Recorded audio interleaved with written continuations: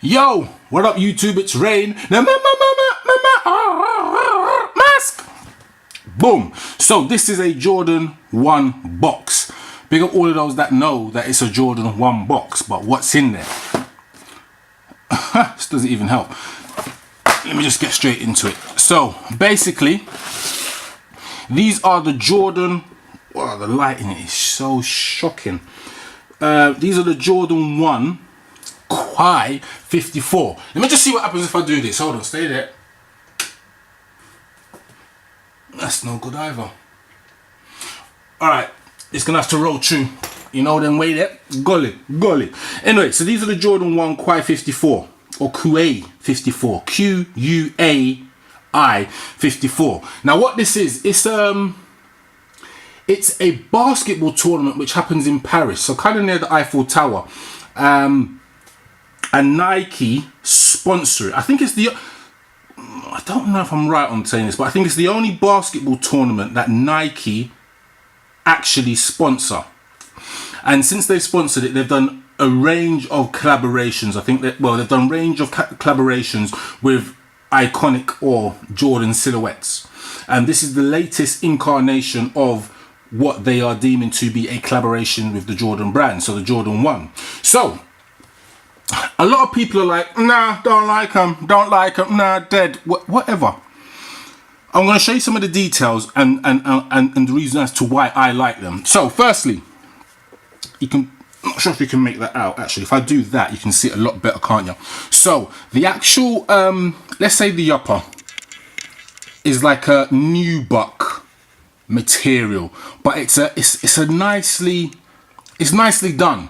I will admit that they will scratch and probably crease quite easily. Well, not crease, but they will scratch easily. There's a little movement on there when you do your hand, but you can't tell here because of the light. But when you move your finger on there, there is a little bit of movement to show that it is raised. But in essence, it's a nice finish. It shows that it's quality. I think these were 140 or maybe 130 UK pounds. But then, again, the quality is insane. Then you go around to the laces. So it comes with a spare pair of laces, and I'm going to zoom in on them so you can just see. Now the laces, they could have done better with. When I say better, I don't like this kind of wool looking material lace. They should have used a wax kind of lace, and I know people will swap them out and all of that kind of stuff, but they should have used a wax kind of material, or just used the normal nylon laces. Why didn't they do that? I'm not sure why they tried to be flash and change it all around. But it comes in I think these are the Quai 54 colours, in regards to the red, the black and the blue. Then if I flick around to the back, you've got that little heel tab, and I will focus in on it so properly. And if I can get in closer. Zoop! I can't believe he's in the rave going on grimy because he needs a shave. So the little back tab, the little back tab, which is synonymous with the Jordan 1. You've obviously got the blue, black and red.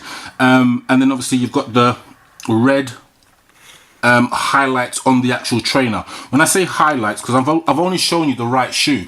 But if I pop out the left trainer, pow! Haven't laced these ones up yet. But the left trainer is the polar opposite.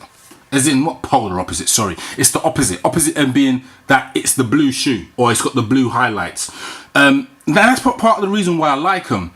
It's daring, but it's subtle in the same way. So if I zoom out, you can obviously see that you've got two pairs of laces there. So some people might be extra flash and flicking the blue or flicking the red, or I've seen some people flicking the red into the blue trainer and then the blue into the red trainer. That's you, innit? Not really that hype, but that's you if you want to do that. Me? Nah. But anyway, these laces are better quality where they are the nylon ones, or the nylon laces, I believe. And actually they're not. I'm talking rubbish, don't ignore me. But anyway, comes with two pairs of spare laces. Bottom of the trainer, obviously Jordan 1 sole. Then you've got the Jordan 1, you've got the Jordan logo. You can just make it out there. Boom skeng. And then in the inside of the trainer, which you can't actually see, so I'm just going to talk you through it. Actually, let me see if I can get it out. Just bear with me 1 second. If it's stuck down. I'm not going to take it out. It's stuck down. But the on the actual red trainer, you've got a blue insole, which basically shows, and I think it's got Quai 54 on it. And then on the blue trainer, you've got the red insole. So they're kind of color blocking or color changing, interchanging. Then you've got on the, let me just get them in shot. So you can really just make out, obviously they're not lace, so they don't look great, but I'm telling you they do. On the red soled shoe trainer, you've got the blue logo, and on the blue sole shoe, you have the red logo. You see. But in essence, for me, it's a nice trainer. Yes, it's not a bread one. It's not a royal one. There are other trainers that have come out where they've tried to adopt the red and the blue. I think that skater boy, I can't remember what his name is, but there was a skater pair where... Why have I got all these shits on the floor? There was a skater guy that that brought out this pair that you could scratch off. Interesting, but hey ho. But anyway, these for me are a must. I think in a few years' time, they may be commanding something more, but there is no resale value in these. And you know what? It's kind of comforting that certain trainers don't have resale value, so you can just walk into a shop or easily pick them up online rather than having to go to a trainer shop and wait out there for ages or hit up plugs and all of them kind of stuff. It's comforting. But anyway, what's your thoughts on these? For me, they are a win. They are a must-have in the collection. Probably won't get worn now, but they will get worn eventually. But what's your thoughts? It's Rain the Mask. It was the Quai 54 or Quai 54, and I'm signing OUT out. See ya!